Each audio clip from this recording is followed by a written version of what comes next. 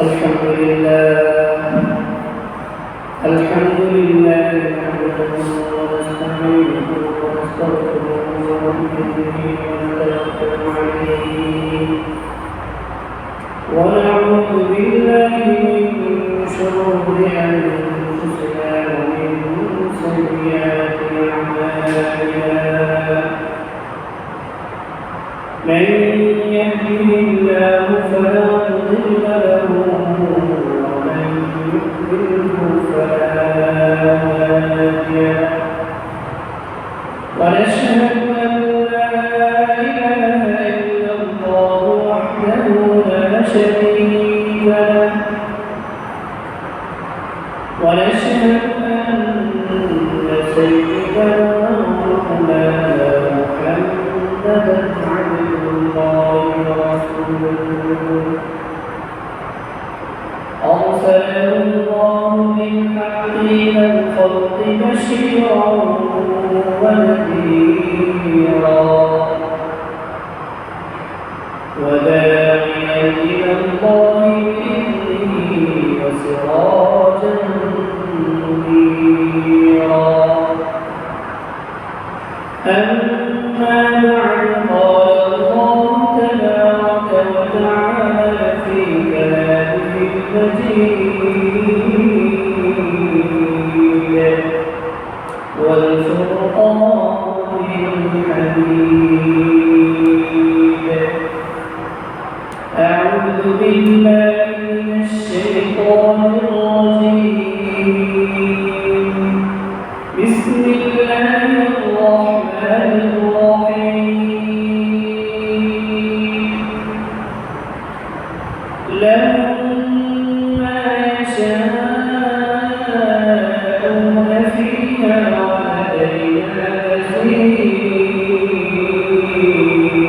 مزيد وقال تعالى في شأن حبيبه إن الله وملائكته يصلون على النبي يا أيها الذين آمنوا صلوا عليه وسلموا تسليما اللهم صل على محمد وعلى آل محمد كما صليت على إبراهيم وعلى آل إبراهيم إنك حميد مجيد اللهم بارك على محمد وعلى آل محمد كما باركت على إبراهيم وعلى آل إبراهيم إنك حميد مجيد رب زدني علما رب زدني علما رب زدني علما رب اشرح لي صدري ويسر لي أمري واحلل عقدة من لساني يفقه قولي سبحانك لا علم لنا إلا ما علمتنا إنك أنت العليم الحكيم سبحانك لا علم لنا إلا ما علمتنا إنك أنت العليم الحكيم سبحانك لا علم لنا إلا ما علمتنا إنك أنت العليم الحكيم آمنت بالله الحمد لله আল্লাহ রাব্বুল আলামিনের অসংখ্য শুকরিয়া জ্ঞাপন করছি যে আল্লাহ তাআলা অত্যন্ত দয়া করে মায়া করে মেহেরবানি করে গুনাহের পরিবেশ থেকে মুক্ত করে আমাদের উপরে জান্নাতি বাগান মসজিদে আসার বসার তৌফিক এনায়েত করেছেন। সাথে সাথে কিছু কোরআন হাদিসের কথা বলা এবং শোনার তৌফিক দিয়েছেন। এজন্য শুকরিয়া এবং শুকরিয়া করি আলহামদুলিল্লাহ। আল্লাহ বলেন لئن شكرتم لأزيدنكم ولئن كفرتم إن عذابي لشديد। বান্দা যদি আমি আল্লাহর শুকরিয়া জ্ঞাপন করে নিয়ামত পাওয়ার পরে আমি আল্লাহ তাআলা বান্দার নিয়ামতকে আরো বাড়াই দেব। সুবহানাল্লাহ। বান্দা নিয়ামত পাওয়ার পর শুকরিয়া জ্ঞাপন না করলে আমি আল্লাহ তাকে জানিয়ে দিচ্ছি ইন্না আযাবি লাশাদীদ। আবার নিয়ামত পাওয়ার পর শুকরিয়া কেন আদায় করবে না, এই কারণে কঠিন শাস্তির সম্মুখীন হওয়া লাগবে। এই জন্য পুরো হায়াত মানুষের এটা আল্লাহর পক্ষ থেকে বড় নিয়ামত। মানুষের জন্য তার জীবনে বড় আরেকটি নিয়ামত হলো সময়। এই সময় মানুষের জীবনের অনেক বড় একটি নিয়ামত। সময় কোন কাজে ব্যয় করা হয়েছে এটা আল্লাহ তাআলা কিয়ামতের মাঠে হিসাব নেবেন। আপনার সকাল থেকে ঘুম থেকে ওঠার পর রাত পর্যন্ত এই সময়গুলো কোথায় ব্যয় করেছেন, রাত থেকে নিয়ে আবার সকাল পর্যন্ত কোথায় আপনি এই সময়টুকু ব্যয় করেছেন, প্রতিটা সেকেন্ডের মুহূর্তের হিসাব আল্লাহ পাকের কাছে দেওয়া হবে। এজন্য কোন বান্দা সুস্থতার হায়াত পেলে তার মূল্যায়ন করা। হাজার অসুস্থ ব্যক্তি এমন আছে যাদের মনে চায় মসজিদে গিয়ে 2 রাকাত জামাতের সাথে নামাজ আদায় করার জন্য, দিলে বড় চাহিদা, কিন্তু অসুস্থতার কারণে সে মসজিদে আসতে পারে না। অনেক মানুষ এমন আছে মনে চায় মাথাটা মাটিতে লাগিয়ে সেজদা আদায় করার জন্য, কিন্তু তার এমন অসুস্থতা যার কারণে সেই মাথা মাটিতে লাগিয়ে সেজদা করবে সেই সামর্থ্য আর শক্তি আর সুস্থতা এবং তার নেই। কিন্তু তার মনে অনেক চায় আল্লাহ পাকের কুদরতি পায়ে মাথাটা থেকে সেজদা করার জন্য। আছে না? এমনিভাবে যারা অসুস্থ প্রত্যেকের দিলে একটা চাহিদা থাকে ন্যায় কাজ করার জন্য, কিন্তু একটা সময় সে পারে না। একটা সময় এমন ছিল তার শক্তি ছিল, সামর্থ্য ছিল, জোয়ান ছিল, সুস্থতা ছিল, সব কিছু থাকার পরে সেই সময়ের মূল্য না দিয়ে সে এই সময়টাকে অন্যায় কাজে ব্যয় করেছে। সেই সময়ের নামকে নিয়ামতের মূল্যায়ন না করে অবমূল্যায়ন করেছে, যার কারণে এমন একটা সময় আসছে এখন সে আমল করতে চাইলেও সে পারে না। আল্লাহ পাকের দেয়া বিধিবিধানগুলো সে মানতে চাইলে সে আর পারে না। কেন? একটা সময় তোমাকে এমন সময় দেওয়া হয়েছিল তুমি সেই সময় পালন করতে চাইলে পালন করতে পারতা, কিন্তু পালন করো নাই। এই জন্য আমি আল্লাহ তোমার থেকে নিয়ামত ছিনিয়ে নিলাম। এখন এই সময় তোমার কাছে আছে, তোমার মনও চাচ্ছে তুমি মসজিদে গিয়ে নামাজ পড়বে, কোরআনে কারীম তেলাওয়াত করবে, হজ করো না, হজ করছিল এখন খুব কমে যাচ্ছে হজ করার জন্য, তো এখন তুমি পারতেছো না। একটা একটা সময় তো পারতা, তখন তুমি কেন করো নাই? এই কারণে আমি আল্লাহ তোমার থেকে নিয়ামত ফিরে নিলাম, এখন হাজার মনে চাইলেও তুমি আমার বিধান পালন করতে পারবে। এই জন্য তুমি ভাইরা সময় হবে একটা বড় আমল। আজকের এই জুমার নামাজ উচিত তো ছিল আযানের পরেই মসজিদ পরিপূর্ণ হয়ে যাওয়া, পুরা ৩-৪ তলা সবগুলো, কিন্তু মসজিদ ফাঁকা থাকে। ওই একামতের সময়, খুতবার সময়, এই বয়ানে শেষের দিকে মানুষ আসে। এই সময় কি করে? আপনি গিয়ে দেখবেন কেউ শুধু শুধু বসে আছে, কেউ বা শুধু টিভির সামনে বসে আছে, কেউ বা শুধু গল্প করতেছে। এই যে এইভাবে ইবাদতের সময়, যেই সময় আপনার মসজিদে থাকার কথা ছিল, ওই সময়টা মসজিদে না দিয়ে অন্যায় কাজে সময় ব্যয় করছেন। এই কারণে এমন একটা সময় আসবে যখন আপনার মসজিদে সময় দিতে মন চাবে, কিন্তু আপনি সময় দিতে মসজিদে দিতে পারবেন না। এই জন্য এই সময়গুলোকে মূল্যায়ন করা।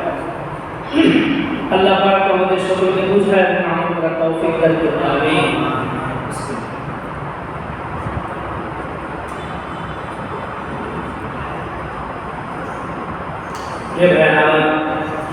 আজকে আমি যে বিষয়ে আপনাদের সামনে আলোচনা করব সেটা হলো একজন মুমিন বান্দা আর একজন পাপী বান্দা মৃত্যুর কিছু দৃশ্য তুলে ধরব হাদিস এবং কোরআন। আল্লাহ তাআলা আমাদের সকলকে মনোযোগ দিয়ে শুনবার এবং আমল করবার তৌফিক দান করুন। আমিন। আপনাদের সাথে সূরাতুল কফ এর 35 নম্বর আয়াতে কারিমা তেলাওয়াত করেছি। আয়াতে কারিমার ভিতরে আল্লাহ তাআলা বলেন, লাহুম মা ইয়াশাউনা ফিহা ওয়া লাদাইনা মাজিদ। জান্নাতীরা জান্নাতে যাওয়ার পরে তারা যা চাবে সবকিছু দেওয়ার পরেও আমি আল্লাহ তাআলার কাছে মুমিন বান্দাদের জন্য আরো অতিরিক্ত স্পেশাল নিয়ামত থাকবে। সুবহানাল্লাহ। তাহলে জান্নাতীরা জান্নাতে যাওয়ার পরে তারা যা চাবে তা তো পাবে। আল্লাহ বলেন ওয়ালাদাইনা মাজিদ, আমি আল্লাহ তাআলার কাছে আরো অতিরিক্ত অনেক নিয়ামত রয়ে গেছে যেগুলো সম্পর্কে বান্দার কল্পনা নেই। সুবহানাল্লাহ। এই বিষয়টা আরো স্পষ্ট হয় সূরা হামিদ সাজদা 31 নম্বর আয়াত। আল্লাহ তাআলা বলেন, ওয়ালাকুম ফিহা মা তাশতাহি আনফুসুকুম ওয়ালাকুম ফিহা মা তাদউন। আল্লাহ তাআলা বলেন, জান্নাতে যাওয়ার পর বান্দা মুখে যা বলবে, যা দাবি করবে, মুখ দিয়ে উচ্চারণ করে আল্লাহ তাআলা সবকিছু দেবেন। শুধু এইটাই না, বান্দা মুখে বলবে না, তার দিলে দিলে একটা চাহিদা হলো এমনটা হইলে ভালো হইতো। তো আল্লাহ পাক দিলের চাহিদা অনুযায়ী সে মুখে না বলার আগেই আল্লাহ পাক তার সামনে দিলের ওই ধারণাকৃত বিষয়টা তার সামনে হাজির করে দিয়েছে।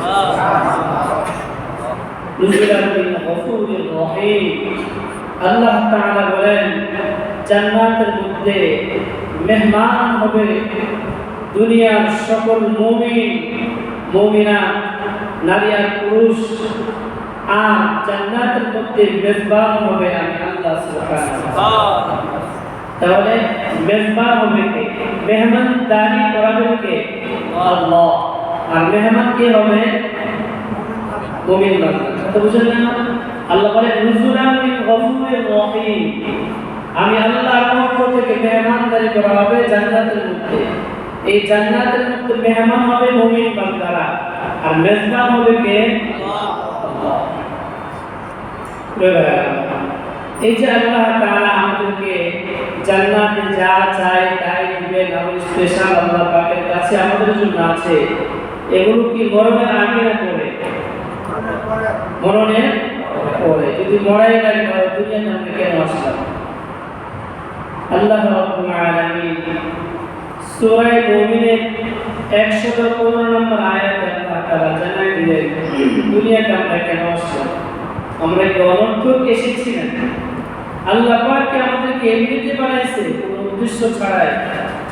আল্লাহ বলেন أفحسبتم أنما خلقناكم عبثا وأنكم إلينا لا ترجعون আল্লাহ তাআলা বলেন হে দুনিয়ার মুসলমান আমি আল্লাহ রাব্বুল আলামিন তোমাদেরকে অনর্থক বানিয়েছি এটা এমনটা কিন্তু ধারণা করো নাকি ওয়া আন্নাকুম ইলাইনা লা তুরজাউন তোমরা মৃত্যুর পরে আমি আল্লাহর কাছে আবার ফিরে আসবে না এমনটা কি তোমরা ধারণা করো নাকি তাহলে আল্লাহ তাআলা বুঝালেন এই আয়াতে কারিমা থেকে যে তোমরা কি এমনটা ধারণা করো যে তোমরা আমি আল্লাহ তোমাদেরকে অনর্থক বানিয়েছি কোনো কারণ নাই তোমাদেরকে বানানো এবং তোমরা আমার কাছে ফিরে আসবে না এমনটা ধারণা করো না আল্লাহ রাব্বুল আলামিন অন্য জায়গায় বলেন ওয়া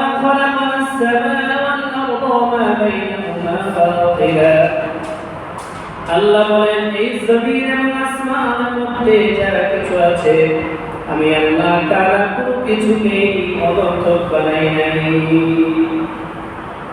আল্লাহ তোমার কাছে প্রশ্ন করি তাহলে কেন বানাই না কি উদ্দেশ্য নিয়ে আমাদেরকে এই পৃথিবীর ভিতরে পাঠাই না আল্লাহ রাব্বুল আলামিন সূরাতুস যারিয়াত 56 নম্বর আয়াতে আল্লাহ তাআলা জানায় দিলেন ওয়া মা খালাকাতুল জিন্না ওয়াল ইনসা ইল্লা লিয়া'বুদুন আমি আল্লাহ রাব্বুল আলামিন এই পৃথিবীর ভিতরে গোটা দুনিয়ার মানুষদেরকে আমি আল্লাহর ইবাদত বন্দেগীর জন্য বানিয়েছি সুবহানাল্লাহ এই আয়াতে কারিমা থেকে বুঝলাম আল্লাহ রাব্বুল আলামিন আমাদেরকে অনর্থক বানাই নাই কেন বানাইলেন আল্লাহ বলেন আমি আল্লাহর ইবাদত বন্দেগীর জন্য তোমাদেরকে বানিয়েছি তাহলে আমাদেরকে বানানোর একমাত্র উদ্দেশ্য হলো কার ইবাদত করা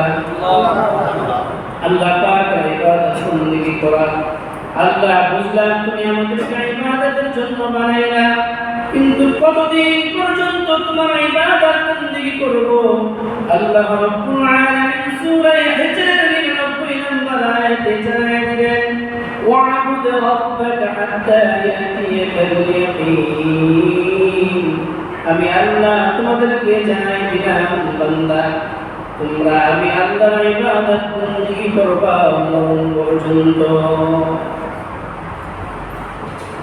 আল্লাহ জানাই দিলেন মরণ পর্যন্ত ইবাদত বন্দেগী করা লাগবে বিষয়টা এমন না আমার 50 বছর হলে আমি ইবাদত বন্দেগী শুরু করব 60 বছর হলে ইবাদত বন্দেগী শুরু করব একটা বয়স হওয়ার পরে ছেলে মেয়ে বিবাহ কাজ সম্পন্ন করার পরে দাঁড়িয়ে খেয়ে ইবাদত বন্দেগী শুরু করব আল্লাহ তাআলা বলেন নাই বান্দা তুমি যখন মেচিউর হয়ে পড়বা তুমি যখন প্রাপ্তবয়স্ক হয়ে যাবা বালেগ হয়ে যাবা তখন থেকে তোমার ইবাদত শুরু তখন থেকে তুমি আমি আল্লাহর ইবাদত বন্দেগী মরণ পর্যন্ত করবা আমি আল্লাহ তোমাদেরকে জানিয়ে দিলাম আল্লাহ তোমার কাছে প্রশ্ন আল্লাহ তাহলে কি আমাদের মৃত্যু হয়ে যাবে মৃত্যু থেকে বাঁচার কোনো উপায় নাই আল্লাহ রাব্বুল আলামিন সূরাতুল আনকাবুতের 57 নম্বর আয়াতে জানায় দিলেন আল্লাহ বলেন কুল্লু নাফসিন যায়িকাতুল মাউত সুম্মা ইলাইনা তুরজাউন আল্লাহ তাআলা জানায় দিলেন ও পৃথিবীর মানুষ শুনে রাখো এই পৃথিবীর ভিতরে যার দেহের মধ্যে প্রাণ আছে ওই প্রাণওয়ালা বস্তু মৃত্যুবরণ করবে মৃত্যু থেকে বাঁচার কোনো উপায় নাই মৃত্যুবরণ করাই লাগবে এরপরে আমি আল্লাহর কাছে তোমরা আবার ফিরে আসবা আল্লাহ তোমার কাছে একটা প্রশ্ন করি আমি তো শিরমুন এমন এক গ্রামে বসবাস করি এই গ্রাম থেকে পলায়ন করে যদি আমি বহুদূর চলে যাই যে জায়গায় কোনো মানুষজন যায় না এমন জায়গায় যদি চলে যায় এরপরও কি মৃত্যু আমাকে পাকড়াও করবে নাকি আল্লাহ রাব্বুল আলামিন সূরাতুল আহজাবের 16 নম্বর আয়াতে জানায় দিলেন قل لن ينفعكم الفرار إن فررتم من الموت أو القتل الله تعالى نبي كريم صلى الله عليه وسلم কে বললেন নবী আপনি জানায় দেন দুনিয়ার মানুষদেরকে মানুষ তোমরা মৃত্যু থেকে যতই পলায়ন করো না কেন এই পলায়ন তোমাদের কোনো উপকারে আসবে না মৃত্যুর উপরে তোমাদেরকে ধরে করতে হবে যেই জায়গায় থাকো না কেন এই পৃথিবী যদি পৃথিবীর বাইরেও তোমার যাওয়ার সামর্থ্য থাকে সেখানেও তোমাকে মৃত্যু পাকড়াও করবে মৃত্যু থেকে বাঁচার কোনো উপায় নাই আল্লাহ তোমার কাছে আরেকটা প্রশ্ন করি মাওলা যদি এমন একটা ঘর বানাই যদি এমন একটা লোহা দিয়ে খাঁচা বা কাঁচ দিয়ে ঘর বানাই যে ঘরের মধ্যে একটা পিঁপড়াও ঢুকতে পারে না এমন ঘরের মধ্যে যদি আল্লাহ কোরআন করে থাকি এরপরেও কি মৃত্যু আমাদেরকে পাকড়াও করবে নাকি আল্লাহ তাআলা সূরাতুন নিসা 57-58 নম্বর আয়াতে জানায় দিলেন আইনামা তাকুনু ইউদরিকুমুল মাউত ওয়ালাউ কুনতুম ফী বুরুজিন মুশাইয়াদা আল্লাহ তাআলা বলেন পৃথিবীর মানুষ এই পৃথিবীর উপরে কাছের ঘর বানাও লোহার ঘর বানাও আর যে কোনো দুর্গের মধ্যে তুমি আত্মগোপন করে থাকো না কেন ওই দুর্গের মধ্যে গিয়ে মৃত্যু তোমাকে পাকড়াও করবে মৃত্যু থেকে বাঁচার কোনো উপায় থাকবে না আল্লাহ তোমার কাছে আরেকটা প্রশ্ন করি মৃত্যু আসার পরে এক সেকেন্ড আগে অথবা পরে হবে কিনা মানুষের যখন মরণের সময় হয়ে যায় মরণ আসার পরে যে সময় মৃত্যু লেখা হয়েছে ওই সময় থেকে এক সেকেন্ড আগেও মৃত্যু হবে কিনা বা এক সেকেন্ড পরেও মৃত্যু হবে কিনা আল্লাহ তাআলা সূরা ইউনূসের 49 নম্বর আয়াতে জানায় দিলেন লিকুল্লি উম্মাতিন আজাল আল্লাহ তাআলা বলেন ও দুনিয়ার মানুষ প্রত্যেকটা জাতি আর মানুষের জন্য প্রাণীর জন্য একটা সময় নির্ধারিত রয়েছে ওই নির্ধারিত সময় যখন চলে আসবে ফালা ইস্তাখিরুনা সাআতান ওয়ালা ইস্তাকদিমুন ওই সময় চলে আসার পরে এক সেকেন্ড আগেও তোমার জানটা মালাকুল মউত কবজ করবে না আবার এক সেকেন্ড পরেও মালাকুল মউত তোমাকে জান কবজ করবে না একদম কাটায় যত মিনিট যত ঘন্টা যত সেকেন্ডে তোমার জান কবজ করার কথা আছে ঠিক ওই সময় তোমার জানটা কবজ করে নেওয়া হবে আল্লাহ তোমার কাছে ফাইনাল প্রশ্ন করি মাওলা তাহলে কি আমাদেরকে আমাদের মৃত্যু আসার পরে একটু সময় দেওয়া হবে যে সময়টার ভেতরে আমি আমার সন্তানগুলোকে ওসিয়ত করে যাব অথবা 2 রাকাত নামাজ আদায় করব অথবা একটু ভালো কাজ কোরআনে কারীমের তিলাওয়াত করব এমন একটু সময় আমাদেরকে দেওয়া হবে নাকি আল্লাহ তাআলা সূরা মুনাফিকুনের 11 নম্বর আয়াতে জানায় দিলেন ওয়ালা ইউআখিরুল্লাহু নাফসান ইযা জাআ আজালুহা আল্লাহ তাআলা বলেন হে মুসলমান দুনিয়ার মানুষ শুনে রাখো মৃত্যু যখন তোমার চলে আসবে এক সেকেন্ড সময় তোমাকে দেওয়া হবে না একটু ভালো কাজ করার জন্য তোমাকে কোনো ধরনের সময় তোমাকে দেওয়া হবে না মৃত্যু যখন আসবে তখনই তোমার মৃত্যু হয়ে যাবে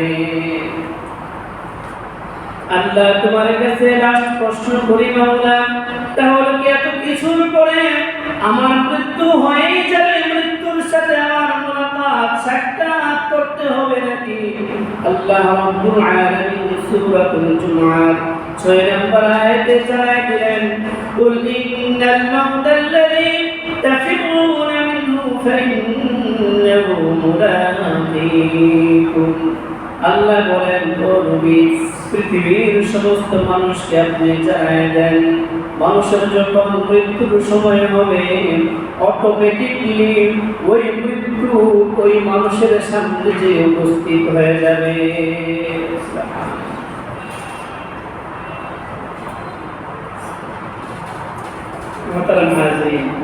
এতগুলো আয়াত থেকে আমরা কি বুঝলাম? মৃত্যু থেকে বাঁচার উপায় আছে, ঠিক না? যারা চুপ করে বসে আছে তাদের জন্য সময় আছে নাকি? ভয় করেন, মৃত্যু থেকে বাঁচার কোনো উপায় আছে? কোন সুযোগ আছে? আল্লাহ বিস্তারিতভাবে জানায় দিলেন তুমি কোন সুযোগ বুঝবা। সমস্ত সুযোগ আমি আল্লাহ বন্ধ করে দিলাম।